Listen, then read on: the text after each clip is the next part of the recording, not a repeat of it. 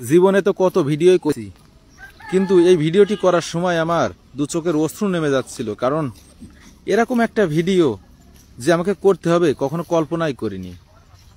জীবনে শিলাবৃষ্টি দেখেছি বহু, কিন্তু এরকম শিলাবৃষ্টি আগে কখনো দেখিনি। এই প্রথমবার দেখলাম। যদি একটা ভুঁই দেখায়, এই যে একটা ধান নাই মাথায়, মানে একটা বাইল পুরো ধান শেষ, ধান সব নিচে পড়ে গেছে, মাথায় কোনো ধান নাই। কেটে রাখা ধানগুলো যেই পরিমাণে ঝরেছে তার চেয়ে অধিক পরিমাণে ঝরেছে থিয়ে ধানগুলো। এই ধানগুলো তো আর কখনোই ফিরে পাওয়া সম্ভব না, সবগুলোই জমিনেই নষ্ট হয়ে যাবে। কৃষক এই ধানগুলো আর কখনোই পাবে না।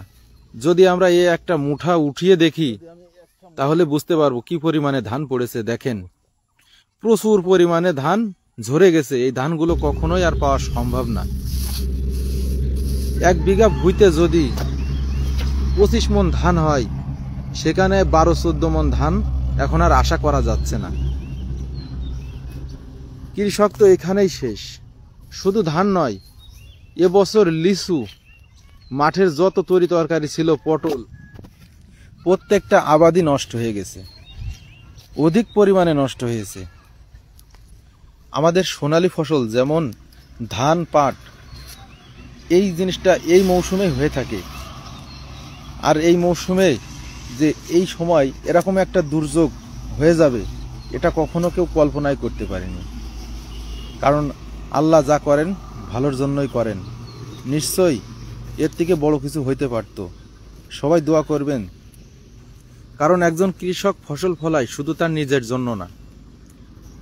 দেখেন, এখনো পর্যন্ত সেই শেলাগুলো গলতে অনেক সময় নিচ্ছে। আমি এই ভিডিওটি করেছিলাম 20 মিনিট পরে, অন্তত শিলাবৃষ্টি হওয়ার 20 মিনিট পর, আর এখনো পর্যন্ত এই শিলগুলা গলে নাই। দেখেন, আমরা আবারও যদি একটা ধানের মুঠা উঁচা করি তাহলে কি পরিমাণে, দেখেন কি পরিমাণে ধান পড়েছে। আসলে পুরো ধান বলার ভাষা হারিয়ে ফেলেছি। ভিডিওটি দেখে যদি আপনার একটুও ভালো লেগে থাকে তবে একটি লাইক, কমেন্ট, শেয়ার করে অন্যকে দেখার সুযোগ করে দিয়েন। দেখেন, এই একটা কলা গাছ পড়ে গেছে, এত পরিমাণে ঝড় হয়েছে যে ঝড়ে কলা গাছও পড়ে গেছে, আর এই কলাটা এখনো খাওয়ার উপযোগী হয়নি। কারণ এই কলাটা এখনো পোক্ত হয়নি।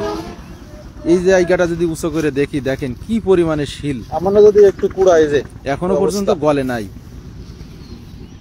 প্রায় আধা ঘন্টা হতে যাচ্ছে, তারপরে ওই শিলগুলা এখনো গলে নাই।